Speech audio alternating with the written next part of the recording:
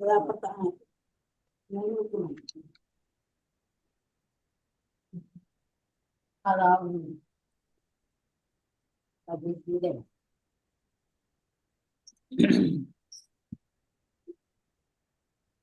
you.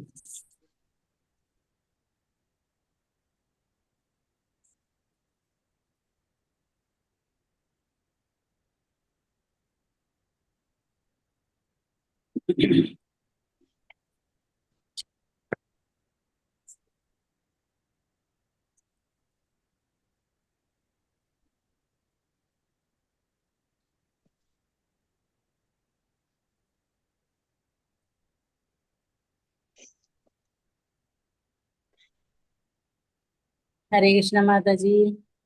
Hare Krishna.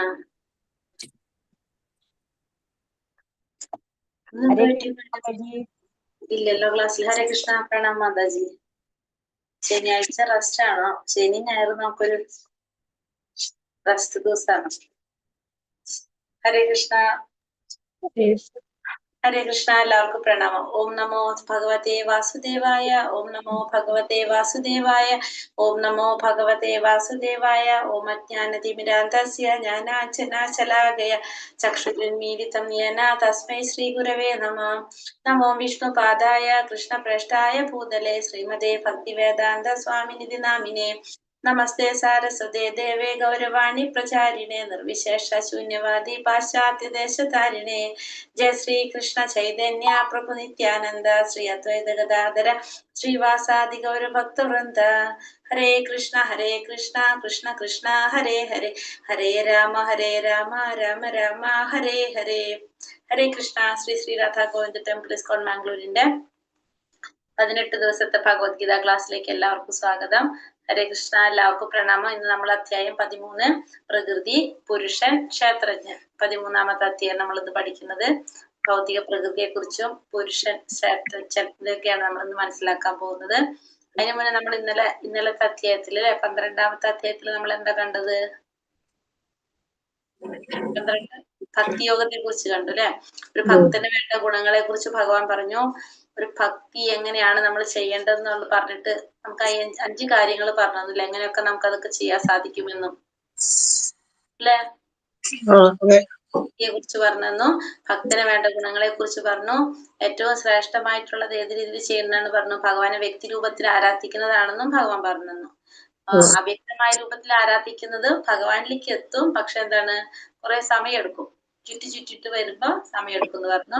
പിന്നെ എങ്ങനെയൊക്കെ നമുക്ക് ഭക്തി ചെയ്യാന്ന് പറഞ്ഞു അല്ലെ. ഭഗവാന്റെ നാമം ജപിക്കുക, ഭഗവത്ഗീത, ഭാഗവത പോലുള്ള ഗ്രന്ഥങ്ങൾ വായിക്കുക, അതൊക്കെ നമ്മൾ സ്വമേധയാ ചെയ്യാം. അതാണ് ഫസ്റ്റ് പറഞ്ഞത്. രണ്ടാമത്തെ നമ്മൾ എന്ത് പറഞ്ഞു, അത് സ്വമേധയാ ചെയ്യാൻ സാധിക്കാത്തവര് പറയുന്നത് അതും പറ്റില്ലെങ്കിൽ നമ്മൾ ഭഗവാന് വേണ്ടി പ്രവർത്തിക്കാം.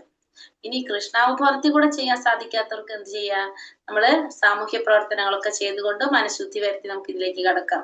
അതും പറ്റില്ലെങ്കിൽ എന്ത് ചെയ്യാം, ഭഗവാനെ കുറിച്ചുള്ള ജ്ഞാനം നേടാൻ ശ്രമിക്കുക. അങ്ങനെ 5 തരത്തിലാണ് നമ്മളോട് ഭക്തി ചെയ്യാനുള്ള കാര്യങ്ങൾ പറഞ്ഞത്. ഏത് വേണമെങ്കിലും നമുക്ക് സ്വീകരിക്കാം എന്ന് പറഞ്ഞു.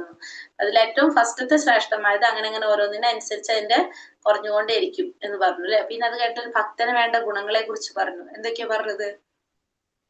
ബുദ്ധി കൂടാതെ ആരെയും അസ്വസ്ഥനാക്കാത്തവൻ, സുഖദുഃഖങ്ങളിലും ഉത്കണ്ഠകളിലും സമചിത്തനായിരിക്കുന്നവൻ, ഭക്തരഹിതം ഭക്തിയുക്ത സേവനം പിന്തുടർന്ന് ഭഗവാനെ പരമഭക്തനും നിപുണനും ഇല്ലാത്തവനും ഫലമുദ്ദേശിച്ച് പ്രവർത്തിക്കാത്തവനും സന്തോഷിക്കും ദുഃഖിക്കില്ല. ഒരാൾ മാനിച്ചാലും അപമാനിച്ചാലും ഒരേപോലെ കാണാം. പിന്നെ ശത്രുക്കളെയും മിത്രങ്ങളെയും ഒരേപോലെ കാണാൻ സാധിക്കുക. സുഖദുഃഖങ്ങൾ, ശീതോഷ്ണങ്ങൾ, ഇതിനൊക്കെ ഒരേപോലെ കാണാൻ സാധിക്കില്ല. അങ്ങനെയുള്ളവരാണ് ഒരു ഭക്തനെന്നും ഭഗവാൻ പറഞ്ഞു. പിന്നെ അത് കേട്ട് ഭഗവാൻ ലാസ്റ്റ് പറഞ്ഞു, ഈ ഭക്തിയുടെ സേവനം എന്ന് പറയുന്നത് എങ്ങനെയുള്ളതാണെന്ന് പറഞ്ഞു, നാശരഹിതമാണെന്ന് പറഞ്ഞു അല്ലെ. നാശമില്ലാത്തതാണ് ഭക്തിയുടെ സേവനം എന്ന് പറയുന്നതെന്നും ഭഗവാൻ പറഞ്ഞത്. അങ്ങനെയാണ് നമ്മളെ 12ാമത്തെ അധ്യായം അവസാനിക്കുന്നത്. 12ാമത്തെ അധ്യായം ഏത് യോഗം? ഭക്തിയോഗം. ഭക്തിയോഗം അതോടുകൂടി തീരാണ്.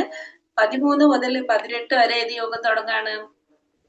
ജ്ഞാനയോഗം. 13 മുതൽ 18 വരെയുള്ള അധ്യായം ജ്ഞാനയോഗത്തെ കുറിച്ചാണ് ഇനി പഠിക്കുന്നത് നമ്മള്. മൂന്നാമത്തത്. ഹരേ കൃഷ്ണ. ഓം നമോ ഭഗവതേ വാസുദേവായ. അർജുന ഉവാച പ്രകൃതിം പുരുഷം ചൈവ ക്ഷേത്രം ക്ഷേത്രജ്ഞമേവ ച ഏതത് വേദീതുമിച്ഛാമി ജ്ഞാനം ജ്ഞേയം ച കേശവ. അർജുനൻ പറഞ്ഞു, അല്ലയോ പ്രിയപ്പെട്ട കൃഷ്ണ, പ്രകൃതി, പുരുഷൻ, ക്ഷേത്രം, ക്ഷേത്രജ്ഞൻ, ജ്ഞാനം, ജ്ഞാനത്തിന് വിഷയീഭവിക്കുന്നത്, ഇവയെല്ലാം കുറിച്ചറിയാൻ എനിക്ക് ആഗ്രഹമുണ്ട്. ഇനി അർജുനൻ ഭഗവാനോട് പറയാണ്, കൃഷ്ണ, എനിക്ക് പ്രകൃതിയെ കുറിച്ച് അറിയണം, പുരുഷനെ കുറിച്ച് അറിയണം, ക്ഷേത്രത്തെ കുറിച്ച് അറിയണം, ക്ഷേത്രജ്ഞനെ കുറിച്ച് അറിയണം, ജ്ഞാനം എന്താണ്, ജ്ഞാനത്തിന് വിഷയമാകുന്നത് എന്താണ്, ഇതിനെ കുറിച്ചെല്ലാം അറിയാൻ എനിക്ക് ആഗ്രഹമുണ്ടെന്ന് അർജുനൻ ഭഗവാനോട് പറയാണ്. അപ്പൊ എന്തൊക്കെ കാര്യങ്ങൾ അർജുനൻ അറിയണം? ക്ഷേത്രത്തെ കുറിച്ച്, ക്ഷേത്രം എന്താണ്, പുരുഷൻ ആരാണ്, പ്രകൃതി എന്താണ്, പിന്നെന്താണ് ക്ഷേത്രജ്ഞൻ ആരാണ്, ജ്ഞാനം എന്താണ്, ജ്ഞാനത്തിന് കാരണമാകുന്നത് എന്ത്, ഇതിനെ കുറിച്ചെല്ലാം അറിയാൻ ആഗ്രഹിക്കുകയാണ് ഇവിടെ ആര്? അർജുനൻ. ഭഗവാൻ എന്താ പറയുന്നത്? ശ്രീ ഭഗവാനുവാച ഇദം ശരീരം കൗന്ദേയ ക്ഷേത്രമിത്യാഭിധീയതേ ഏതദ്യോ വേത്തി തം പ്രാഹു ക്ഷേത്രജ്ഞ ഇതി തത്വിദഃ. പരമദിവ്യോത്തമ പുരുഷൻ പറഞ്ഞു, കുന്തിപുത്ര, ഈ ശരീരം ക്ഷേത്രം എന്ന് പറയപ്പെടുന്നു. ഭഗവാൻ പറയാണ്, ഈ ശരീരത്തെയാണ് എന്ന് പറയുന്നത് ക്ഷേത്രം എന്ന് പറയുന്നത്. ഇതിനെ കുറിച്ച് അറിയുന്നവനാണ് ആര്?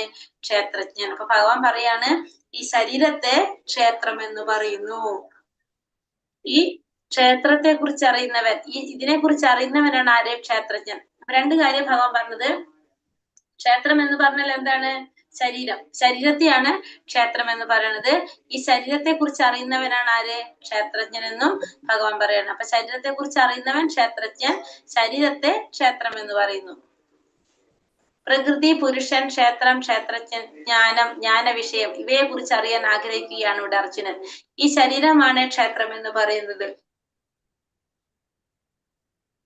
അതിനെ അറിയുന്നവൻ ക്ഷേത്രജ്ഞനാണ് എന്ന് ഭഗവാൻ ഉത്തരം നൽകുന്നു. ഭക്തനായ ജീവാത്മാവിന്റെ കർമ്മവേദിയാണ് ശരീരം. അപ്പൊ ശരീരത്തെയാണ് ക്ഷേത്രം എന്ന് പറയുന്നത്.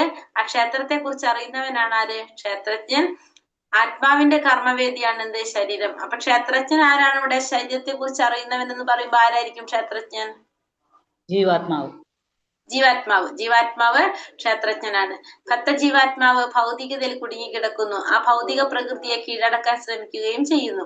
ഇങ്ങനെ പ്രകൃതിക്ക് മേൽ ആധിപത്യം സ്ഥാപിക്കാൻ എത്രമാത്രം കഴിവുണ്ടെന്നതിനെ ആശ്രയിച്ച് അയാൾക്കൊരു കർമ്മവേദി ലഭിക്കും. ആ പ്രവർത്തന മണ്ഡലമാണെന്ത്? ശരീരം എന്ന് പറയുന്നത്. അപ്പൊ ശരീരം എന്ന് പറയുന്നത് ആ ജീവാത്മാവിന് പ്രവർത്തിക്കാനായിട്ട് കിട്ടുന്ന ഒരു കർമ്മവേദി, അല്ലെങ്കിൽ ആ പ്രവർത്തന മണ്ഡലത്തെയാണ് നമ്മൾ എന്ത് പറയുന്നത്?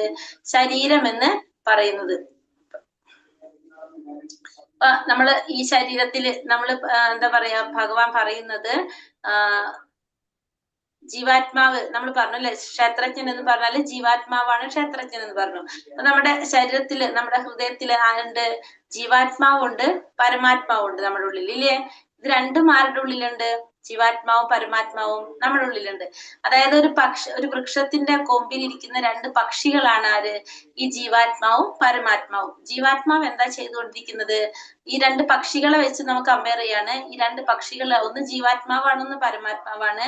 അതില് ജീവാത്മാവാകുന്ന പക്ഷി ആ വൃക്ഷത്തിലെ ഫലങ്ങളൊക്കെ കഴിച്ചുകൊണ്ട് അതിങ്ങനെ ചിറകിട്ടടിച്ച് അതിങ്ങനെ എന്താ പറയാ, ഒച്ചയും ബാളൊക്കെ ഉണ്ടാക്കിക്കൊണ്ടിരിക്കുക. ഒരു സെക്കൻഡ് അത് അനങ്ങാതിരിക്കുന്നില്ല. അത് എന്ത് ചെയ്തുകൊണ്ടിരിക്കുന്നു? ഓരോ പ്രവർത്തികൾ ചെയ്തുകൊണ്ടേയിരിക്കുന്നു ജീവാത്മാവ്. അടുത്ത പക്ഷി എന്താ ചെയ്യുന്നത്? ആ ജീവാത്മാവ് ചെയ്യുന്ന കാര്യങ്ങളൊക്കെ നിരീക്ഷിച്ചുകൊണ്ടേയിരിക്കുകയാണ്, സാക്ഷിയാണ്. ജീവാത്മാവ് ചെയ്യുന്ന എല്ലാ പ്രവർത്തികൾക്കും സാക്ഷിയാണ് ആര്? ഈ പരമാത്മാവായ പക്ഷി. ഈ രണ്ടുപേരും എവിടെയുണ്ട്? നമ്മുടെ ശരീരത്തിന്റെ ഉള്ളിലുണ്ട്. നമ്മുടെ ഹൃദയത്തിന്റെ ഉള്ളിൽ ഈ രണ്ട് പക്ഷികൾ ഇരിക്കുന്നുണ്ട്. ഒന്ന് ജീവാത്മാവുണ്ട്, ഒന്ന് പരമാത്മാവുണ്ട്. രണ്ടുപേരും നമ്മുടെ ഉള്ളിലുണ്ട്. അപ്പോ നമ്മൾ പറഞ്ഞു, ഈ ശരീരത്തെ കുറിച്ച് അറിയുന്നവനാണ് ആര്? ജീവാത്മാവ് എന്ന് പറഞ്ഞു. അതായത് ക്ഷേത്രജ്ഞൻ, ജീവാത്മാവ്. അപ്പൊ ഈ പരമാത്മാവിനും അറിയാൻ സാധിക്കുമോ ശരീരത്തെ കുറിച്ച്?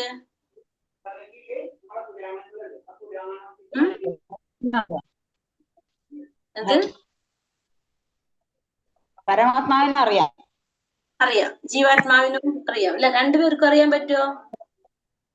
ജീവാത്മാവിനെ അറിയുന്നില്ല. ജീവാത്മാവിനെ അറിയുന്നില്ല, പരമാത്മാവിനെ അറിയാം. ക്ലിയർ ആയിട്ട് പറഞ്ഞ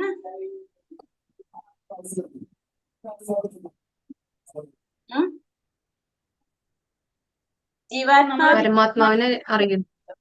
ജീവാത്മാവ് നമ്മൾ പ്രവർത്തിക്കുന്നതിനനുസരിച്ച് പ്രവർത്തിക്കുന്നു. അപ്പൊ ജീവാത്മാവിന് പ്രവർത്തിക്കാൻ നമ്മ പറഞ്ഞു. മനുഷ്യ ശരീരം പ്രവർത്തിക്കുന്നതിനനുസരിച്ച് ജീവാത്മാവ്. അപ്പൊ ജീവാത്മാവ് നമ്മൾ പറഞ്ഞു. ജീവാത്മാവിന് പ്രവർത്തിക്കാൻ ഒരു കർമ്മവേദിയാണ് ശരീരം എന്ന് പറഞ്ഞു അല്ലെ. അപ്പൊ ആ കർമ്മവേദിയെ കുറിച്ച് അറിഞ്ഞാലല്ലേ ജീവാത്മാവിന് അതിൽ പ്രവർത്തിക്കാൻ സാധിക്കുള്ളൂ.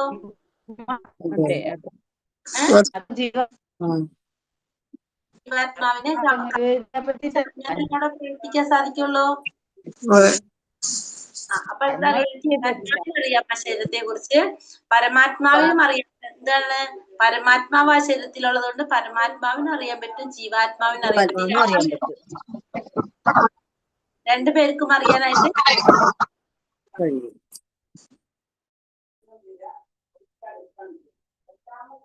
നമ്മള് സാക്ഷാത്കാരത്തിന്റെ 3 ഭാവങ്ങള് നമുക്ക് പരമാത്മാ ബ്രഹ്മ സാക്ഷാത്കാരം, പരമാത്മാ സാക്ഷാത്കാരം, ഭഗവത് സാക്ഷാത്കാരം. നമുക്ക് ഇതിന്റെയൊക്കെ ലക്ഷ്യം നമുക്ക് എന്താണ്?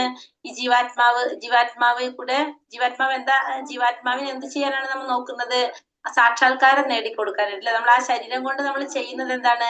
സാക്ഷാത്കാരം നേടാനായിട്ടുള്ള പ്രവർത്തികളാണ് നമ്മൾ ചെയ്യുന്നത്. അത് ബ്രഹ്മമാകാം, പരമാത്മാവായിട്ടാകാം, ഭഗവത് സാക്ഷാത്കാരമായിട്ടാകാം. എല്ലാതും ലക്ഷ്യം എന്താണ്? സാക്ഷാത്കാരം നേടിക്കൊടുക്കുക എന്നുള്ളതാണ് നമ്മുടെ ലക്ഷ്യമെന്ന് പറയുന്നത്. ആ ശരീരത്തിന്റെ ക്ഷേത്രജ്ഞൻ ചാഭിമാം വിദ്ധി സർവക്ഷേത്രേഷു ഭാരത ക്ഷേത്രജ്ഞയോർജ്ഞാനം യത്തജ്ഞാനം മതം മമ. ഹേ ഭാരതവംശജ, സർവ്വശരീരങ്ങളിലും കുടികൊള്ളുന്ന ഞാനും ക്ഷേത്രജ്ഞനാണ് നീ അറിയണം. അപ്പൊ ഞാനും ആര് തന്നെയാണ്? ക്ഷേത്രജ്ഞൻ തന്നെയാണ്. ഈ ശരീരമാകുന്ന ക്ഷേത്രത്തെയും ക്ഷേത്രജ്ഞനെയും കുറിച്ചുള്ള അറിവാണ് ജ്ഞാനം. ഇതാണ് എന്റെ അഭിപ്രായം. അപ്പൊ അർജുനനോട് പറയാണ് ഭഗവാൻ, ഞാനും ആര് തന്നെയാണ്? ക്ഷേത്രജ്ഞൻ തന്നെയാണ്. കാരണം എനിക്കും എന്തറിയാം? എല്ലാ ശരീരങ്ങളെയും കുറിച്ച് അറിയാനായിട്ട് സാധിക്കും. അതുകൊണ്ട് ഞാനും ക്ഷേത്രജ്ഞൻ തന്നെയാണ്. ക്ഷേത്രമാകുന്ന ശരീരമാകുന്ന ക്ഷേത്രത്തെയും ക്ഷേത്രജ്ഞനെയും കുറിച്ചുള്ള അറിവാണ് എന്ത്? ജ്ഞാനം എന്ന് പറയുന്നത്. അപ്പൊ ഭഗവാനെ കുറിച്ചും ജീവാത്മാവിനെ കുറിച്ചും ശരീരത്തെ കുറിച്ചുമുള്ള അറിവിനെ നമുക്ക് എന്ത് പറയാം? ജ്ഞാനം എന്ന് പറയാനായിട്ട് സാധിക്കും. അപ്പൊ ഭഗവാനും ക്ഷേത്രജ്ഞൻ തന്നെയാണെന്ന് ഭഗവാനോട് പറയാണ്. ഒരു വ്യത്യാസമുണ്ട് ഭഗവാനായിട്ടുള്ള ക്ഷേത്രജ്ഞനും ജീവാത്മാവായിട്ടുള്ള ക്ഷേത്രജ്ഞൻ തമ്മിൽ. കാരണം ജീവാത്മാവിന് താനിരിക്കുന്ന ക്ഷേത്രത്തെ കുറിച്ച് അറിയാൻ സാധിക്കുള്ളൂ. താനിരിക്കുന്ന ശരീരത്തെ കുറിച്ച് മാത്രമേ ജീവാത്മാവിന് അറിയാൻ പറ്റുള്ളൂ. പക്ഷെ പരമാത്മാവായിട്ടുള്ള ക്ഷേത്രജ്ഞനാണെങ്കിലോ എല്ലാവരുടെ ശരീരത്തെ കുറിച്ചും അറിയാനായിട്ട് സാധിക്കും. കാരണം എല്ലാവരുടെ ഉള്ളിലും പരമാത്മാവായിട്ട് ആരിക്കുന്നുണ്ട്? ഭഗവാൻ ഇരിക്കുന്നുണ്ട്. അതുകൊണ്ട് പരമാത്മാവിന് എല്ലാവരുടെ ഉള്ളിലിരിക്കുന്ന എല്ലാവരുടെ ശരീരത്തെ കുറിച്ചും അറിയാനായിട്ട് സാധിക്കും.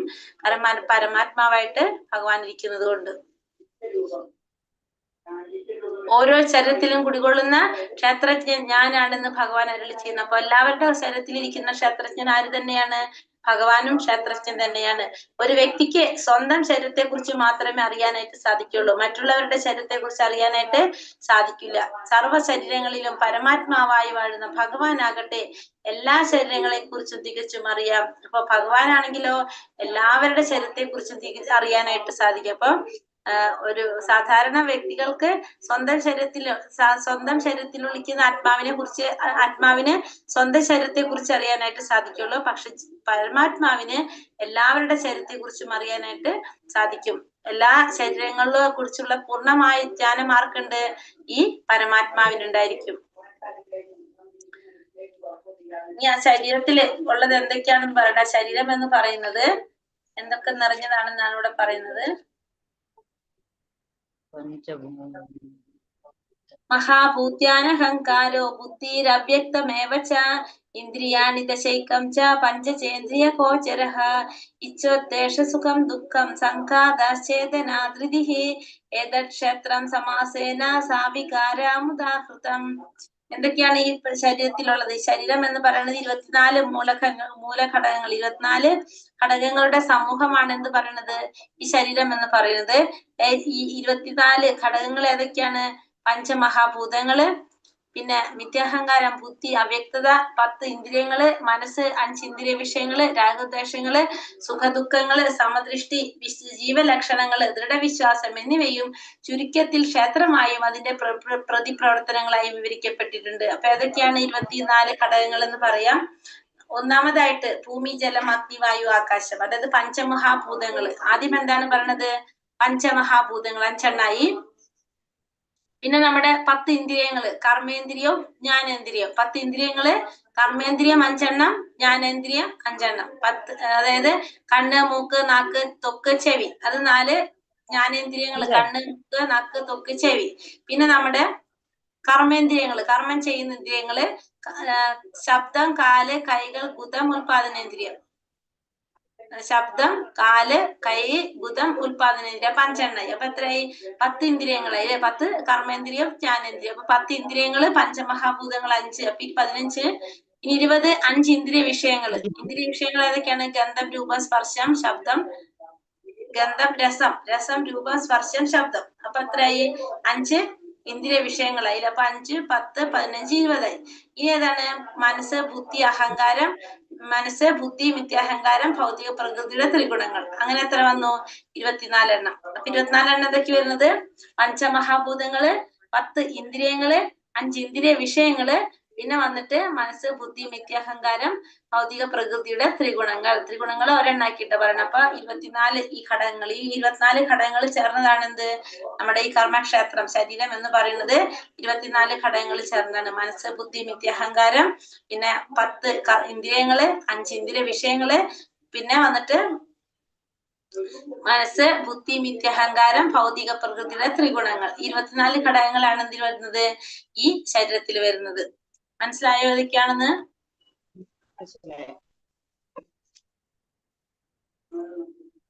ഇനി അടുത്തതിൽ പറയുന്നത് എന്താണ്?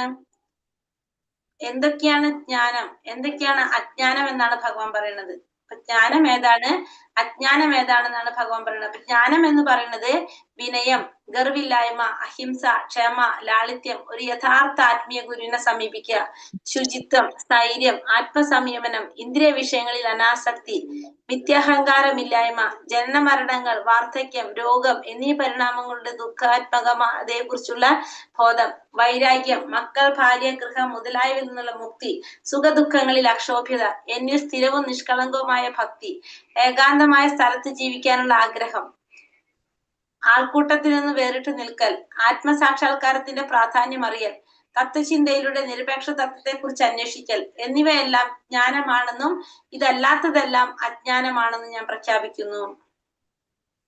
ഏതൊക്കെയാണ് ജ്ഞാനം വരുന്നത്? വിനയം, ഗർഭില്ലായ്മ, അഹിംസ, ക്ഷമ, ലാളിത്യം, ആത്മീയ ഗുരുവിനെ സമീപിക്കുക, ശുചിത്വം, സ്ഥൈര്യം എന്ന് വെച്ചാല് ദൃഢനിശ്ചയം, ആത്മസംയമനം പാലിക്കുക, ഇന്ദ്രിയ വിഷയങ്ങളിൽ അനാസക്തി ഉണ്ടാകുക, മിഥ്യാഹങ്കാരമില്ലായ്മ, ജനന മരണങ്ങൾ, വാർദ്ധക്യം, രോഗം എന്നീ പരിണാമങ്ങളുടെ ദുഃഖാത്മതയെ കുറിച്ചുള്ള ബോധം, വൈരാഗ്യം, വൈരാഗ്യം എന്ന് വെച്ചിട്ടുണ്ടെങ്കിൽ ഭൗതികമായിട്ടുള്ള ഇന്ദ്രിയ ആസ്വാദനം, ഇന്ദ്രിയ വിഷയങ്ങളിലോടുള്ള വിരക്തി, അതാണ് വൈരാഗ്യം, മക്കൾ, ഭാര്യ, ഗൃഹം മുതലായവയിൽ നിന്നുള്ള മുക്തി. അതായത് നമ്മൾ എന്താവാതിരിക്കുക, ആസക്തനാവാതെ, ഭയങ്കര ആസക്തി ഇല്ലാതിരിക്കുക അവരോടൊന്നും. നമ്മള് ആസക്തി ഇല്ലാതെ പ്രവർത്തിക്കുക. അത് പിന്നെ സുഖ ദുഃഖങ്ങളിൽ അക്ഷോഭ്യത, സുഖം വന്നാലും ദുഃഖം വന്നാലും അത് ഒരേപോലെ കാണാം. എന്നിൽ സ്ഥിരവും നിഷ്കളങ്കവുമായ ഭഗവാനില് സ്ഥിരമായിട്ടും നിഷ്കളങ്കവുമായിട്ടുള്ള ഭക്തി, ഏകാന്തമായ സ്ഥലത്ത് ജീവിക്കാനുള്ള ആഗ്രഹം, ആൾക്കൂട്ടത്തിൽ നിന്ന് വേറിട്ട് നിൽക്കുക, പിന്നെ ആത്മസാക്ഷാത്കാരത്തിന്റെ പ്രാധാന്യത്തെ കുറിച്ച് അറിയാം. അപ്പൊ നമ്മൾ ഏകാന്ത സ്ഥലത്ത് താമസിക്കാന്ന് പറഞ്ഞാല് നമ്മൾ എന്ത് ചെയ്യാ? നമ്മള് ഭക്തി ചെയ്യാനായിട്ട് നമുക്ക് എപ്പോഴും നല്ല സ്ഥലം ഏതാണ്? ഏകാന്തമായ സ്ഥലത്തേക്ക് ജീവിക്കാനായിട്ട് നോക്കുക. അതായത് ഏകാന്തമായ സ്ഥലത്ത് ജീവിക്കാന്ന് വെച്ചിട്ടുണ്ടെങ്കിൽ നമ്മളിപ്പോ ധ്യാനത്തിൽ പഠിച്ചിട്ടുണ്ടായിരുന്നു അല്ലെ? എന്താണ് പറഞ്ഞത്? ഒറ്റയ്ക്കുള്ള ഒരു സ്ഥലത്ത് പോയിട്ടാണ് എന്തിരിക്കുന്നത്? ധ്യാനം ഇരിക്കുന്നത്. അതേപോലെ നമുക്ക് എന്താണ് അങ്ങനെ തോന്നുന്നത്. പിന്നെ ആൾക്കൂട്ടത്തിൽ നിന്ന് വേറിട്ട് നിൽക്കാന്ന് വെച്ചാല് അസത്സംഗം. അസത്സംഗം എന്ന് വെച്ചാല് ഭഗവാനെ കുറിച്ച് ചിന്തിക്കാത്ത, ഭഗവാന്റെ ഭക്തിയൊന്നും ഇല്ലാത്തവരുമായിട്ടുള്ള സംഘം ഒഴിവാക്കുക. പിന്നെ ആത്മസാക്ഷാത്കാരത്തിന്റെ പ്രാധാന്യത്തെ കുറിച്ച് മനസ്സിലാക്കുക, തത്വചിന്തയിലൂടെ നിരപേക്ഷ തത്വത്തെ കുറിച്ച് അന്വേഷിക്കുക. ഇതൊക്കെ എന്താണ്? ജ്ഞാനമാണ്. ഇതല്ലാത്തതെല്ലാം എന്താണ്? അജ്ഞാനമാണെന്ന് ഭഗവാനോട് പറയുന്നത്. ഈ പറഞ്ഞ കാര്യങ്ങളൊക്കെ ജ്ഞാനത്തിലും ഇതല്ലാത്തതെല്ലാം എന്തിലും വരുന്നതാണ്? അജ്ഞാനത്തിലും വരുന്നതാണെന്ന് ഭഗവാനോട് പ്രഖ്യാപിക്കുന്നു. നമ്മൾ ഈ ഭൗതിക ലോകത്തിൽ നമ്മൾ അനുഭവിക്കുന്ന ക്ലേശങ്ങള് എന്തൊക്കെയാണ്? നമ്മൾ ഇവിടെ അനുഭവിക്കുന്ന ക്ലേശങ്ങള് ജന്മ മൃത്യു ജരാവ്യാധി. നമ്മുടെ ഈ ശരീരം കൊണ്ട്, ശരീരബോധത്തിലാണ് നമ്മൾ ഈ ഭൗതിക ലോകത്തില്. അപ്പൊ ഈ ശരീരത്തിന് പല മാറ്റങ്ങളും നമുക്ക് സംഭവിക്കുന്നുണ്ട് അല്ലെ. അപ്പൊ ഈ ശരീരം എന്ന് പറയുന്നത് നമുക്ക് ജനനം എടുത്തു, ജനിച്ചാൽ നമുക്ക് എന്തുണ്ട്? മരണമുണ്ട്. പിന്നെ മൃത്യുകൾ സംഭവിക്കും, നമുക്ക് മരണം സംഭവിക്കും, വ്യാധികൾ അനുഭവിക്കേണ്ടി വരും നമ്മള്. ജന്മ മൃത്യു ജരാവ്യാധി. നമ്മളെല്ലാവരും ഈ ഭൗതിക ലോകത്തിൽ അനുഭവിക്കുന്ന ക്ലേശങ്ങളാണ് എന്ത്? ജനനം, മരണം, പിന്നെ വ്യാധി, അസുഖങ്ങള്, പിന്നെ ജരാനരകൾ ബാധിക്കുക. ഇതൊക്കെ നമ്മുടെ ശരീരത്തിന് അനുഭവിക്കേണ്ടതായിട്ട് വരുന്നതാണ് ഈ 4 കാര്യങ്ങളും. നമുക്കറിയാം, നല്ലൊരു സമയത്ത് നമ്മൾ എന്താണ്, നല്ല ഭംഗിയിൽ നല്ല നന്നായിട്ട് മുടി ഉണ്ടാവും, സ്കിന്നൊക്കെ നല്ല ഫ്രഷ് ആയിട്ടിരിക്കും, അങ്ങനെ നമ്മളായിരിക്കും. പിന്നെ അത് കഴിഞ്ഞ് ആ ജരാനരകൾ ബാധിക്കുന്നതിനനുസരിച്ച് നമുക്ക് എന്ത് സംഭവിക്കും? നമ്മുടെ ശരീരത്തിനും പലതരത്തിലുള്ള മാറ്റങ്ങൾ സംഭവിച്ചുകൊണ്ടേയിരിക്കും. അത് പ്രകൃതി നിയമമാണിത്, നടക്കുന്നേ ചെയ്യും. ഇനി ആധ്യാത്മിക പുരോഗതിക്ക് ആധ്യാത്മിക ജീവിത പുരോഗതിക്ക് ഒഴിച്ചുകൂടാനാവാത്ത ഒന്നാണ് എന്ത്? ശൗചം. ശൗചം 2 തരത്തിലുണ്ട്. ഒന്ന് ബാഹ്യമായിട്ടുള്ളതും ഒന്ന് ആഭ്യന്തരമായിട്ടുള്ള. അപ്പൊ 2 തരത്തിൽ ശൗചം, ബാഹ്യമായതും ആഭ്യന്തരമായതും. ബാഹ്യ ശൗചം കുളികൊണ്ട് തന്നെ നിറവേറ്റാം. ആന്തരമായതിന് നിരന്തരം കൃഷ്ണസ്മരണയും ഹരേ കൃഷ്ണ കൃഷ്ണ കൃഷ്ണ ഹരേ ഹരേ, ഹരേ രാമ രാമ രാമ ഹരേ ഹരേ എന്ന മന്ത്രജപവുമാണ് ഉപാധികൾ. അപ്പോ നമുക്ക് ബാഹ്യ ശൗചം, ബാഹ്യ ശൗചം, ആന്തരിക ശൗചം. ഇതില് ബാഹ്യ ശൗചം നമുക്ക് എങ്ങനെ ചെയ്യാൻ സാധിക്കും? കുളിച്ചുകൊണ്ട് നമ്മളെ ശരീരം ശുദ്ധീകരിക്കാൻ സാധിക്കും. ആന്തരികമായ ശൗചം എങ്ങനെ നമ്മൾ നിർവഹിക്കുന്നത്? ഹരേ കൃഷ്ണ മഹാമന്ത്ര ജപത്തിലൂടെ, ഭഗവാനെ നിരന്തരം സ്മരിക്കുന്നതിലൂടെ. അപ്പൊ ഭഗവാനെ നിരന്തരം സ്മരിക്കുക. ഹരേ കൃഷ്ണ കൃഷ്ണ കൃഷ്ണ ഹരേ ഹരേ, ഹരേ രാമ രാമ രാമ ഹരേ ഹരേ എന്ന മന്ത്രജപത്തിലൂടെ നമുക്ക് എന്ത് സാധിക്കും? നമുക്ക് ആന്തരിക ശൗചം അല്ലെങ്കിൽ ആഭ്യന്തര ശൗചം നമുക്ക് ചെയ്യാനായിട്ട് സാധിക്കും. അതായത് നമ്മുടെ ഉള്ളിൽ എന്ത് ചെയ്യാ? വൃത്തിയാക്കുക. മനസ്സിൽ അടിഞ്ഞുകൂടിയ മുൻകർമ്മങ്ങളുടെ പൊടിപടലങ്ങളെ ഈ പ്രക്രിയ കൊണ്ട് തുടച്ചു മാറ്റാം. അപ്പൊ ഇത് ചെയ്യുന്നത് കൊണ്ട് പ്രയോജനം എന്താണ്? മുൻജന്മത്തിൽ ചെയ്ത് നമ്മൾ കർമ്മങ്ങളുടെ ഫലമായിട്ടുണ്ടാകുന്ന പൊടിപടലങ്ങളെല്ലാം ഇല്ലാതാക്കാനായിട്ട് ഈ പ്രക്രിയയിലൂടെ സാധിക്കും. അപ്പൊ ആന്തരിക ശൗചം സാധിക്കുന്നത് നിരന്തരം ഭഗവാനെ സ്മരിക്കുക, ഭഗവാന്റെ നാമം ജപിക്കുക. അതിലൂടെയാണ് ആന്തരിക ശൗചം ശരിക്കും ചെയ്യാൻ സാധിക്കുന്നത്. ബാഹ്യ ശൗചം കുളി കൊണ്ട് നമുക്ക് ചെയ്യാനായിട്ട് സാധിക്കും. അപ്പൊ ശൗചം 2 തരത്തിലാണ് ശൗചം പറയുന്നത്. സർവേന്ദ്രിയാ ഗുണാഭാസം സർവേന്ദ്രിയാ വിവർജിതം അസക്തം സർവഭൃച്ചൈവ നിർഗുണം ഗുണഭോക്തൃശ്ച. സർവ ഇന്ദ്രിയങ്ങളുടെയും ഉൽപ്പത്തി സ്ഥാനമാണ് പരമാത്മാവ്. എന്നിരുന്നാലും അവിടത്തേക്ക് ഇന്ദ്രിയങ്ങളില്ല. സകല ജീവജാലങ്ങളെയും നിലനിർത്തി പോരുന്നെങ്കിലും അനാസക്തനാണ്, ത്രിഗുണാതീതനാണ്. അതേസമയം തന്നെ ഭൗതിക പ്രകൃതിയുടെ ത്രിഗുണങ്ങളുടെ യജമാനനുമാണ് അദ്ദേഹം. അപ്പൊ സർവ ഇന്ദ്രിയങ്ങളുടെയും ഉൽപ്പത്തി സ്ഥാനം ആരാണ്? പരമാത്മാവായിട്ടുള്ള ഭഗവാനാണ്. എല്ലാ ഇന്ദ്രിയങ്ങളെയും നിയന്ത്രിക്കുന്നത് ഭഗവാനാണ്. ഭഗവാൻ അതുകൊണ്ട് ഋഷികേശൻ എന്ന് പറയും. പക്ഷെ അങ്ങനെയാണെങ്കിലും ഭഗവാൻ എന്തില്ല? ഇന്ദ്രിയങ്ങളില്ല. ഭഗവാനാണ് എല്ലാ ഇന്ദ്രിയങ്ങളെയും നിയന്ത്രിക്കുന്നത്. പക്ഷെ എങ്കിലും ഭഗവാൻ ഇന്ദ്രിയങ്ങളില്ല. എല്ലാ ജീവജാലങ്ങളെയും നിലനിർത്തി പോരുന്നത് ഭഗവാനാണ്. പിന്നെന്താണ്? അനാസക്തനാണ്. പക്ഷെ ഒന്നിലും എന്തില്ല? ആസക്തി ഇല്ല. നമ്മൾ നേരത്തെ പറഞ്ഞില്ലേ, ഭാര്യ, ഗൃഹമക്കള് ഇവരോടുള്ള വിരക്തി. ഇവിടെ ഭഗവാൻ എല്ലാവരും നിലനിർത്തി പോരുണ്ടെങ്കിലും ഭഗവാൻ അതിലൊന്നും എന്തല്ല? ആസക്തനല്ല. എല്ലാം ചെയ്യുന്നു മാത്രം. ഭഗവാൻ ഒന്നിനോടും എന്തില്ല? ആസക്തിയില്ല. പിന്നെ ത്രിഗുണങ്ങൾക്ക് അതീതനാണ് ഭഗവാൻ. അതേപോലെ തന്നെ ഭൗതിക ത്രിഗുണങ്ങളുടെ യജമാനനും കൂടിയാണ് ആര്? ഭഗവാൻ. ഗുണങ്ങൾക്ക് അതീതനും ഭൗതിക പ്രകൃതിയിലെ ത്രിഗുണങ്ങളുടെ യജമാനനുമാണ് ആര്? ഭഗവാൻ എന്നിവിടെ ഭഗവാൻ പറഞ്ഞിരുന്നു.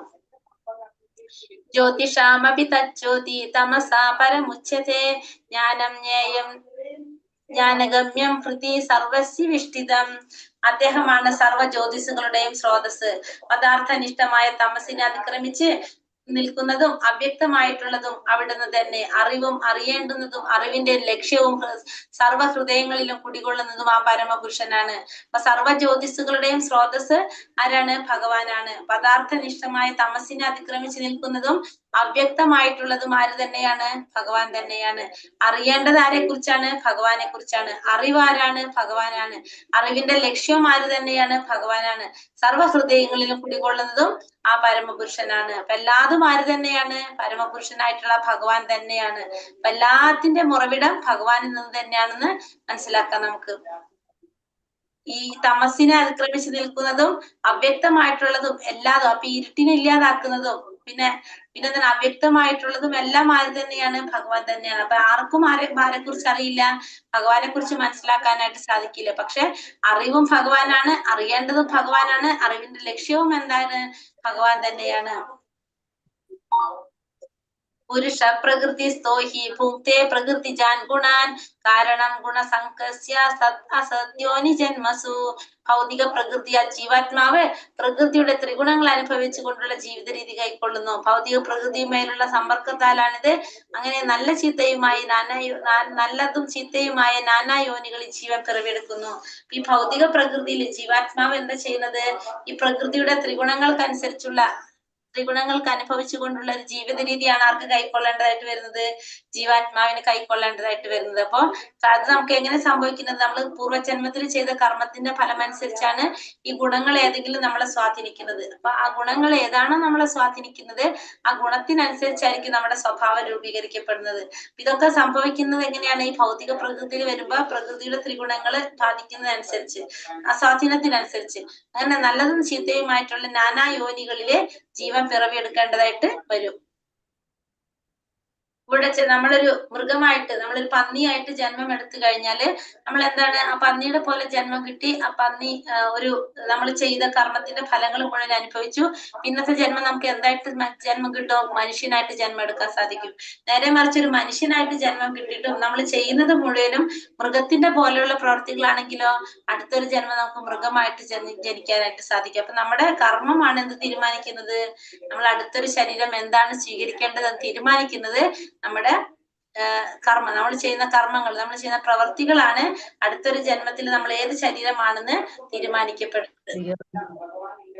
ഭൗതിക തൃഷ്ണയുടെ പ്രേരണ മൂലം ജീവാത്മാവ് ചിലപ്പോൾ ദേവനായും ചിലപ്പോൾ മനുഷ്യനായും മറ്റു ചിലപ്പോൾ വന്യമൃഗവുമായേക്കാം, പക്ഷിയായും പുഴുവായും ജലജന്തുവായും പുണ്യാത്മാവായും മുട്ടയായി പോലും ചിലപ്പോൾ പിറന്നു വരാം. അപ്പൊ നമ്മള് ഈ ഭൗതികമായ ആഗ്രഹങ്ങൾ കൊണ്ട് ചിലപ്പോ നമ്മൾ ആരായിരിക്കാം? ദേവന്മാരാകാം, ചിലപ്പോ നമ്മൾ മനുഷ്യന്മാരാകാം, ചിലപ്പോ നമ്മൾ വന്യമൃഗങ്ങളാകാം, പുഴുവാവാം, പക്ഷിയാവാം, ജലജന്തുവാവാം, പുണ്യാത്മാവാവാം, മുട്ടയായിട്ട് പോലും നമ്മൾ പിറക്കാം. അപ്പൊ ഇതൊക്കെ നമുക്ക് സംഭവിക്കുന്നത് എങ്ങനെയാണ്?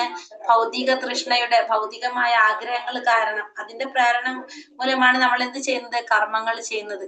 അപ്പൊ ഇത് നമ്മൾ ആര് വേണമെങ്കിലും ആകാന്നാ പറയണത്. ദേവന്മാരും ആകും നമുക്ക് നമ്മൾ ഈ ശരീരബോധത്തിൽ ഇരിക്കുന്നത് കൊണ്ട് നമുക്ക് എന്താ അറിയില്ല, ദേവന്മാര് ആരാണെന്നൊന്നും നമുക്ക് അറിയുന്നില്ല. അല്ല, ദേവന്മാര് നമ്മള് വലിയ ജീവാത്മാക്കളിൽ തന്നെ ഉയർന്നവരായിട്ടാണ് ദേവന്മാർ പറയുന്നത്. പക്ഷെ നമുക്കും എന്ത് സാധിക്കും? ആ ലെവലിലേക്ക് നമുക്ക് എത്താനായിട്ട് സാധിക്കും. ചിലപ്പോ വന്യമൃഗങ്ങളാവാം, മനുഷ്യരാവാം, ദേവന്മാരാകാം, പക്ഷികളാവാം, പുഴുവാവാം, ജലജന്തു, ഇതൊക്കെ ആർക്കാകാൻ സാധിക്കും? നമുക്ക് അറിയാനായിട്ട് സാധിക്കും. ഇതൊക്കെ നമ്മൾ ചെയ്യുന്ന കർമ്മത്തിന്റെ അടിസ്ഥാനത്തിലാണ് ഇതൊക്കെ സംഭവിക്കുന്നത്. അതങ്ങനെ തുടർന്നുകൊണ്ടേയിരിക്കുന്നു. ഏത് രൂപമെടുത്താലും അതിന്റെ പരിതസ്ഥിതികളുടെ ആധിപത്യം തനിക്ക് തന്നെയാണെന്ന് ജീവൻ കരുതുന്നു. എന്നാൽ അത് ഭൗതിക പ്രതികൃതിക്ക് അതീതനാണെന്ന് മനസ്സിലാക്കുന്നതാണ് സത്യം. അപ്പൊ എങ്ങനെ ഏത് രൂപത്തിലെടുത്താലും എന്ത് ചെയ്തുകൊണ്ടിരിക്കും? തന്റെ പരിതസ്ഥിതികളുടെ ആധിപത്യം തനിക്ക് തന്നെയാണെന്നാണ് ജീവൻ കരുതുന്നത്. അതിങ്ങനെ പ്രവർത്തിച്ചുകൊണ്ടേയിരിക്കും. എന്നാൽ അത് ഭൗതിക പ്രകൃതിക്ക് അധീനനാണെന്ന് ആണ് സത്യം. പക്ഷെ ഇത് എങ്ങനെയാണ്? ഭൗതിക പ്രകൃതിക്ക് അധീനനാണെന്ന് നമുക്ക് മനസ്സിലാക്കാനായിട്ട് സാധിക്കും. ഏവം വേത്തി പുരുഷം പ്രകൃതി ച ഗുണൈ സഹ സർവഥാ വർത്തമാനോപി നസാ ഭൂയോപി ജായത്തെ. ഭൗതിക പ്രകൃതിയെയും ജീവസത്തകളെയും പ്രകൃതിയിലെ ത്രിഗുണങ്ങളുടെ അന്യോന്യ ബന്ധത്തെയും വിശദമായി അറിഞ്ഞവർക്ക് നിശ്ചയമായും മോക്ഷം ലഭിക്കും. അവസ്ഥ എന്തായാലും ലോകത്തിൽ വീണ്ടും അവർ ജനിക്കില്ല. ഇവിടെ ഭൗതിക പ്രകൃതിയെ കുറിച്ച് മനസ്സിലാക്കിയവർക്ക്, ജീവാത്മാവിനെ കുറിച്ച് മനസ്സിലാക്കിയവർക്ക്, ഭൗതിക പ്രകൃതിയുടെ ത്രിഗുണങ്ങളെ കുറിച്ച് മനസ്സിലാക്കിയവർക്ക്, ഇങ്ങനെയുള്ളവർക്ക് എന്ത് സാധിക്കും? നിശ്ചയമായിട്ടും മോക്ഷത്തിലേക്ക് സാധിക്കും. ഇപ്പോഴത്തെ അവരുടെ അവസ്ഥ എന്തായാലും ശരി, അവർക്ക് എന്ത് സാധിക്കും? അവർ വീണ്ടും ഈ ഭൗതിക ലോകത്തിൽ ജനിക്കേണ്ട ആവശ്യം വരുന്നില്ല. അപ്പൊ അവർക്ക് ഈ ഭൗതിക പ്രകൃതിയെ കുറിച്ച് മനസ്സിലാക്കാം, ജീവാത്മാവിനെ കുറിച്ച് മനസ്സിലാക്കാം, പ്രകൃതിയുടെ ത്രിഗുണങ്ങളെ കുറിച്ച് മനസ്സിലാക്കാം. അങ്ങനെയാണെങ്കിൽ നിശ്ചയമായിട്ടും അവർക്ക് മോക്ഷം പ്രാപിക്കാനായിട്ട് സാധിക്കും. മാത്രമല്ല, ഇപ്പോഴത്തെ അവരുടെ സ്ഥിതി ഏത് സ്ഥിതിയിലായിരുന്നാലും അവർക്ക് വീണ്ടും ജന്മം എടുക്കേണ്ടതായിട്ടും വരുന്നില്ല. അപ്പൊ എല്ലാതും മനസ്സിലാവണം. പ്രകൃതിയെ കുറിച്ച് അറിയണം, ജീവാത്മാവിനെ കുറിച്ച് അറിയണം, ത്രിഗുണങ്ങളെ കുറിച്ച് അറിയണം. അങ്ങനെയുള്ളവർക്കാണ് എന്തറിയുന്നത്? ഭഗവാനെ കുറിച്ച് മനസ്സിലാക്കാനും മോക്ഷം ലഭിക്കാനും സാധിക്കുന്നത്. പ്രകൃത്യൈവാച കർമാണി ക്രിയമാണാനി സർവശഃ യാ പശ്യതി തഥാത്മാന അകർത്താരം സ പശ്യതി. ഭൗതിക പ്രകൃതി സൃഷ്ടമായ ശരീരമാണ് എല്ലാ പ്രവർത്തനങ്ങളും ചെയ്യുന്നതെന്നും ആത്മാവൊന്നും ചെയ്യുന്നില്ലെന്നും അറിയുന്നവനാണ് യഥാർത്ഥത്തിൽ ദർശിക്കുന്നവൻ. അപ്പൊ യഥാർത്ഥത്തിൽ ദർശിക്കുന്നവൻ എങ്ങനെയുള്ളവനാണ്? ഭൗതിക പ്രകൃതി സൃഷ്ടമായ ശരീരമാണ് എല്ലാ പ്രവർത്തനങ്ങളും ചെയ്യുന്നത്. അപ്പൊ ഭൗതിക പ്രകൃതിയുടെ ഭൗതിക പ്രകൃതിയിൽ വരുമ്പോൾ നമുക്ക് ആ പ്രകൃതിക്ക് അനുസൃതമായിട്ട് നമുക്കൊരു ശരീരം ലഭിക്കും. ആ ശരീരമാണ് എല്ലാ പ്രവർത്തികളും ചെയ്യുന്നതെന്നും ആത്മാവ് ഒന്നും ചെയ്യുന്നില്ല എന്നും മനസ്സിലാക്കുന്നവനാണ് ആര്? യഥാർത്ഥത്തിൽ ദർശിക്കുന്നവൻ. അപ്പോ യഥാർത്ഥത്തില് ശരിയായ അർത്ഥത്തിൽ മനസ്സിലാക്കിയ വ്യക്തിക്ക് എന്തറിയാം? ഈ ചെയ്യുന്ന എല്ലാ പ്രവർത്തികളും ആരാണ് ചെയ്യുന്നത്? ഭൗതിക പ്രകൃതിയാണ്. പ്രകൃതിയുടെ 3 ഗുണങ്ങളാണ് ഇതെല്ലാം ചെയ്യുന്നത്. ആത്മാവ് ഒന്നും ചെയ്യുന്നില്ല എന്ന് മനസ്സിലാക്കുന്നവനാണ് യഥാർത്ഥത്തിൽ ദർശിക്കുന്നവൻ. ഇപ്പൊ നമ്മൾ പഠിച്ചതാണ് അല്ലെ, ആത്മാവ് ഒന്നും ചെയ്യുന്നില്ല. പക്ഷെ ആത്മാവിന്റെ ധാരണ എന്താണ്? താനാണ് ഇതൊക്കെ ചെയ്യുന്ന ആത്മാവ് വിചാരിക്കുന്നത്. ശരിക്കും ഇതൊക്കെ ചെയ്യുന്നത് ആരാണ്? പ്രകൃതിയുടെ 3 ഗുണങ്ങളാണ് ഇതൊക്കെ ചെയ്യുന്നതെന്ന് നമുക്കറിയാം. യഥാ പ്രകാശയത്യോഗ കൃഷ്ണം ലോകാമിമം രവിഹി ക്ഷേത്രം ക്ഷേത്രി തഥാ കൃഷ്ണം പ്രകാശയതി ഭാരതപുത്ര. സൂര്യൻ വിശ്വത്തിലെങ്ങും വെളിച്ചം പരത്തുന്നത് പോലെ ജീവാത്മാവ് ശരീരത്തിൽ ഇരുന്നു കൊണ്ട് അതിനെ അവബോധത്താൽ പ്രകാശമാനമാക്കുന്നു. അപ്പൊ എപ്രകാരമാണോ സൂര്യൻ വിശ്വത്തിൽ ഇരുന്നിട്ട് ചുറ്റും പ്രകാശം പരത്തുന്നത്? അപ്പൊ സൂര്യന്റെ പ്രകാശം നമുക്കറിയാവുന്നതാണല്ലോ. ഈ പ്രപഞ്ചത്തിൽ മുഴുവനും വ്യാപിച്ചിരിക്കുന്നതാണ് ആര്? സൂര്യന്റെ പ്രകാശം. ആ സൂര്യൻ വിശ്വത്തിൽ ഇരുന്നിട്ട് എങ്ങനെയാണോ പ്രകാശം പരത്തുന്നത്, അതേപോലെ നമ്മുടെ ഈ ശരീരത്തിൽ ഇരുന്നു കൊണ്ട് ജീവാത്മാവ് എന്ത് ചെയ്യാണ്? ആ ശരീരത്തിനെ അവബോധത്താൽ പ്രകാശമാനമാക്കുന്നു. ആ ശരീരത്തിന്റെ അവബോധം എന്ന് പറയുന്നത് ഇങ്ങനെയാണ്, ജീവാത്മാവ് ഉള്ളത് കൊണ്ടാണ് നടക്കുന്നത്. അപ്പൊ നമുക്കറിയാം, ജീവാത്മാവ് ശരീരത്തിലില്ലെങ്കിൽ നമുക്ക് എന്ത് സംഭവിച്ചു? നമ്മള് മരണപ്പെട്ടു. പിന്നെ അത് ജഡമായിട്ട് മാറി. നമുക്കൊന്നും ചെയ്യാൻ സാധിക്കില്ല. അപ്പൊ ആ ശരീരത്തില് ഒരു അവബോധം എന്ന് പറയുന്നത് ആരാണ്? ജീവാത്മാവാണ്. അപ്പൊ ജീവാത്മാവിന് ആ ശരീരത്തിൽ ഇരുന്നു കൊണ്ട് അതിനെ പ്രകാശമാനമാക്കാൻ ആർക്ക് സാധിക്കും? ജീവാത്മാവിന് സാധിക്കും. ഈ അവബോധം വളരെ വ്യത്യസ്തമായിട്ടായിരിക്കും. നമുക്ക് ഓരോരുത്തരിലുള്ള അവബോധം എങ്ങനെയായിരിക്കും? ഓരോ തരത്തിലായിരിക്കും ഉണ്ടാകുന്നത്. നമുക്കൊരു ഉദാഹരണം ഇവിടെ പറയുന്നുണ്ട്. ഒരു കത്തി ഒരു കള്ളന്റെ കയ്യിൽ കത്തി കിട്ടിയാല്, അല്ലെങ്കിൽ ഒരു ഡോക്ടറുടെ കയ്യിൽ കത്തി കിട്ടിയാലും രണ്ടും അവിടെ എന്താണ്? കത്തി തന്നെയാണ്. പക്ഷെ ഒന്ന് കള്ളൻ, ഒന്ന് ഡോക്ടർ. ഈ കള്ളൻ ഈ കത്തി എന്തിനു വേണ്ടി ഉപയോഗിക്കും? ഒരാളെ കൊല്ലാനായിട്ട് ഉപയോഗിക്കില്ല. കൊന്ന് സ്വത്തും പണവും ഒക്കെ തട്ടിയെടുക്കാൻ വേണ്ടി കള്ളൻ ഉപയോഗിക്കും. ഡോക്ടർ ആണെങ്കിലോ ഒരു വ്യക്തിയുടെ ജീവൻ രക്ഷിക്കാൻ വേണ്ടിയിട്ടായിരിക്കും കത്തി ഉപയോഗിക്കുന്നത്. അപ്പൊ ഈ 2 വ്യക്തികളുടെയും അവബോധം രണ്ടും വ്യത്യസ്തമാണ്. ഒരാളെ കൊല്ലാൻ ഉപയോഗിക്കും, ഒരാളുടെ ജീവൻ രക്ഷിക്കാൻ ഉപയോഗിക്കും. അപ്പൊ രണ്ടുപേരും ജീവാത്മാക്കളാണ്. രണ്ടുപേരിലും എന്തുണ്ട്? ഭഗവാന്റെ അംശമുണ്ട്. എല്ലാവരിലും ജീവാത്മാവുണ്ട്. പക്ഷെ രണ്ടുപേരുടെ അവബോധം എങ്ങനെയാണ്? വ്യത്യസ്തമായിട്ടുള്ളതാണ്. ഒരാള് എന്താണ് ചെയ്യാൻ ഉപയോഗിക്കുന്നത്? ഒരു വ്യക്തിയെ കൊല്ലാനായിട്ടാണ് ഉപയോഗിക്കുക. മറ്റൊരാൾ എന്തിനാണ് ഉപയോഗിക്കുന്നത്? രക്ഷിക്കാൻ വേണ്ടിയിട്ടാണ് ഇത് ഉപയോഗിക്കുന്നത്. അപ്പൊ ഈ അവബോധം വളരെയധികം പ്രധാനപ്പെട്ടതാണ്. ക്ഷേത്രം ക്ഷേത്രജ്ഞയോരേവ അന്തരം ജ്ഞാന ചക്ഷുഷ ഭൂത പ്രകൃതി മോക്ഷം ച ഏവി തുര്യാന്തി തേ പരം. ശരീരത്തെ കുറിച്ചും പിന്നെ അതിനറിയുന്നവൻ, അതായത് ക്ഷേത്രജ്ഞനെ കുറിച്ചുമുള്ള വ്യത്യാസം ജ്ഞാനദൃഷ്ടി കൊണ്ട് കാണാനും ഭൗതിക പ്രകൃതിയുടെ ബന്ധനത്തിൽ നിന്ന് മുക്തി നേടാനുതകുന്ന പ്രക്രിയ എന്തെന്നറിയാനുമുള്ള കഴിവുള്ളവർ പരമപദം പ്രാപിക്കും. അപ്പൊ ശരീരത്തെ കുറിച്ചും ശരീരത്തിനും അതിനറിയുന്നവനും തമ്മിലുള്ള വ്യത്യാസം എങ്ങനെയെന്ന് ജ്ഞാനദൃഷ്ടി കൊണ്ട് കാണാം. അപ്പൊ ശരീരത്തെ കുറിച്ച് മനസ്സിലാക്കുക, ശരീരത്തെ കുറിച്ച് അറിയുന്നവൻ അതാരാണ്? ക്ഷേത്രജ്ഞൻ. ക്ഷേത്രജ്ഞനെ കുറിച്ചും അറിയാം, മനസ്സിലാക്കുക. രണ്ടിന്റെ വ്യത്യാസം മനസ്സിലാക്കുക. പിന്നെന്താണ്? ഭൗതിക പ്രകൃതിയുടെ ബന്ധനത്തിൽ നിന്ന് മുക്തി നേടാൻ ഉതകുന്ന പ്രക്രിയ. ഭൗതിക പ്രകൃതിയുടെ ബന്ധനം, അതിൽ നിന്ന് മുക്തി നേടാൻ ഉപയോഗിക്കുന്ന ആ പ്രക്രിയ എന്താണെന്ന് അറിയുന്നവനും എന്ത് സാധിക്കും? പരമപദം പ്രാപിക്കാനായിട്ട് സാധിക്കും. അപ്പൊ ശരീരത്തെ കുറിച്ചും അതിനെ അറിയുന്നുണ്ട്. ശരീരത്തെ കുറിച്ച് അറിയാം, ക്ഷേത്രജ്ഞനെ കുറിച്ച് അറിയാം. അത് തമ്മിലുള്ള വ്യത്യാസം എങ്ങനെയാണെന്ന് ജ്ഞാനദൃഷ്ടി കൊണ്ട് കാണാനും ഭൗതിക പ്രകൃതിയുടെ ബന്ധനത്തിൽ നിന്ന് മുക്തി നേടാൻ ഉപയോഗിക്കുന്ന പ്രക്രിയ, ഇതിനെ കുറിച്ചൊക്കെ അറിയാൻ സാധിക്കുന്നവർക്ക് എന്തായാലും എന്ത് സാധിക്കും? പരമപദം പ്രാപിക്കാനായിട്ട് സാധിക്കുമെന്നാണ് ഭഗവാൻ പറഞ്ഞത്. അപ്പൊ ശരീരം എന്ന് പറഞ്ഞാല് ക്ഷേത്രം. ക്ഷേത്രത്തെ കുറിച്ച് അറിയണം, ക്ഷേത്രജ്ഞനെ കുറിച്ച് അറിയണം, ഇത് തമ്മിലുള്ള വ്യത്യാസം എന്തെന്നറിയണം, പിന്നെ പ്രകൃതിയെ കുറിച്ച് അറിയണം. ഇത് മനസ്സിലാക്കുന്നവർക്ക് എന്ത് സാധിക്കും? ഭഗവാനെ പ്രാപിക്കാനായിട്ട് സാധിക്കുമെന്നാണ് ഭഗവാനോട് പറയുന്നത്. ഹരേ കൃഷ്ണ കൃഷ്ണ കൃഷ്ണ ഹരേ ഹരേ, ഹരേ രാമ രാമ രാമ ഹരേ ഹരേ. വാഞ്ചാകൽപതരൂപേശ്ച കൃപാ സിന്ധുഭ്യവ ച പതിതാനാം പാവനേഭ്യോ വൈഷ്ണവേഭ്യോ നമോ നമഃ. അനന്തകോടി വൈഷ്ണവവൃന്ദ കി ജയ്, ശ്രീല പ്രഭുപാദ് കി ജയ്, ഗുരുദേവ് കി ജയ്, നിത്തായി ഗുരുപ്രമാനന്ദേ. ഹരിഹരി ബോൽ. ഹരേ കൃഷ്ണ. ചെറിയൊരു അധ്യായാണ് ഇത്, ശ്ലോകങ്ങൾ കുറവുണ്ടായുള്ളതിൽ. അർജുനൻ ഭഗവാനോട് എന്തൊക്കെ അറിയാനാണ് ആഗ്രഹം പ്രകടിപ്പിച്ചത്? പ്രകൃതി, പുരുഷൻ, ക്ഷേത്രം, ക്ഷേത്രജ്ഞൻ, ജ്ഞാനം, ജ്ഞാനത്തിന്റെ വിഷയം, ഇവയൊക്കെ കുറിച്ച് അറിയാൻ അർജുൻ. ഇത്രയും കാര്യങ്ങളാണ് അറിയാനായിട്ട്. പ്രകൃതി, പുരുഷൻ, ക്ഷേത്രം, ക്ഷേത്രജ്ഞൻ, ജ്ഞാനത്തിന്റെ വിഷയീഭവിക്കുന്നത്. ഇത്രയും കാര്യങ്ങൾ അറിയാനാണ് അർജുനൻ ആഗ്രഹം പഠിപ്പിച്ചത്. ഭഗവാൻ പറയുന്ന ഉത്തരം എന്താണ്? ശരീരമാണ് ശരീരം ക്ഷേത്രജ്ഞൻ അറിയുന്ന ക്ഷേത്രജ്ഞൻ. സർവ്വ ശരീരങ്ങളും കുടികൊള്ളുന്ന ഭഗവാൻ ആര് തന്നെയാണ്? ക്ഷേത്രജ്ഞൻ. തന്നെയാണ്. കർമ്മക്ഷേത്രം എന്നറിയപ്പെടുന്ന ശരീരത്തിൽ 24 ഘടകങ്ങൾ ഏതൊക്കെയാണ്?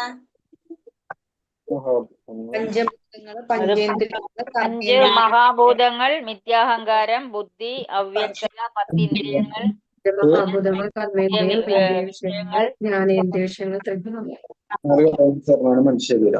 പഞ്ചമഹാഭൂതങ്ങള്, പിന്നെ കർമ്മേന്ദ്രിയങ്ങള്, ജ്ഞാനേന്ദ്രിയങ്ങള്, ഇന്ദ്രിയ വിഷയങ്ങള്, 20 പിന്നെ മനസ്സ്, ബുദ്ധി, മിഥ്യാഹങ്കാരം, ഭൗതിക പ്രകൃതിയുടെ ത്രിഗുണങ്ങൾ. അങ്ങനെ പഠിച്ചാൽ നിങ്ങൾക്ക് ഓർമ്മയുണ്ടാവും. ഫസ്റ്റ് പഞ്ചമഹാഭൂതങ്ങള്, കർമ്മേന്ദ്രിയങ്ങളും ജ്ഞാനേന്ദ്രിയങ്ങളും, അതായത് 10 ഇന്ദ്രിയങ്ങള്, പിന്നെ 5 ഇന്ദ്രിയ വിഷയങ്ങള്, 5 ഇന്ദ്രിയ വിഷയങ്ങള്, പിന്നെ വന്നിട്ട് മനസ്സ്, ബുദ്ധി, മിഥ്യാഹങ്കാരം, ഭൗതിക പ്രകൃതിയുടെ ത്രിഗുണങ്ങൾ. അപ്പൊ അങ്ങനെ പഠിച്ചാൽ നമുക്ക് ഓർമ്മ നിൽക്കും അല്ലെ? അങ്ങനെ മനസ്സിലാക്കിയാൽ മതി കേട്ടോ. അങ്ങനെയാണ് 24 വരുന്നത്. അതില് ശബ്ദം 2 പ്രാവശ്യം വരുന്ന കണ്ഠമാണ് ഉദ്ദേശിക്കുന്നത് കേട്ടാ. നമ്മള് ശബ്ദം കണ്ഠമാണ് ഉദ്ദേശിക്കുന്നത്. മനസ്സിൽ അടിഞ്ഞുകൂടിയ മുൻജന്മ കർമ്മങ്ങളിലെ പാപങ്ങൾ എങ്ങനെ തുടച്ചു മാറ്റാൻ സാധിക്കും നമുക്ക്? ഹരേ കൃഷ്ണ മന്ത്രജപത്തിലൂടെയും ഭഗവാനെ നിരന്തരം സ്മരിക്കുന്നതിലൂടെയും. ഭഗവാനെ സ്മരിച്ചുകൊണ്ടും നാമജപം കൊണ്ടും രണ്ടുകൂടി നമുക്ക് എന്ത് സാധിക്കും? നമ്മുടെ ഉള്ളിലുള്ള കർമ്മങ്ങളിലെ കർമ്മഫലങ്ങൾ, മുൻജന്മ കർമ്മഫലങ്ങൾ തുടച്ചു നീക്കാനായിട്ട് നമുക്ക് സാധിക്കും. ഒന്ന് നാമജപം, രണ്ടാമത്തത് ഭഗവാനെ സ്മരിച്ചു. അപ്പൊ നാമജപത്തിൽ നമ്മൾ എന്ത് ചെയ്യുന്നുണ്ട്? നമ്മൾ ഭഗവാനെ സ്മരിക്കുന്നുണ്ട്, കീർത്തിക്കുന്നുണ്ട്, അതുപോലെ തന്നെ ശ്രവിക്കുന്നുണ്ട്. ഇത് 3 കാര്യങ്ങൾ നമുക്ക് എന്തിലൂടെ നടക്കുന്നുണ്ട്? നാമജപത്തിലൂടെ നടക്കുന്നുണ്ട്. അപ്പൊ ഇത് ചെയ്തുകൊണ്ടിരുന്നു കഴിഞ്ഞാൽ നമ്മുടെ മനസ്സിൽ അടിഞ്ഞുകൂടിയിട്ടുള്ള മുൻജന്മത്തിലെ കർമ്മത്തിന്റെ ഫലങ്ങളെ ഇല്ലാതാക്കാനായിട്ട് ഇത് നമ്മളെ സാധിക്കും എന്നാണ് പറയുന്നത്. ഹരേ കൃഷ്ണ എന്ന് പറഞ്ഞ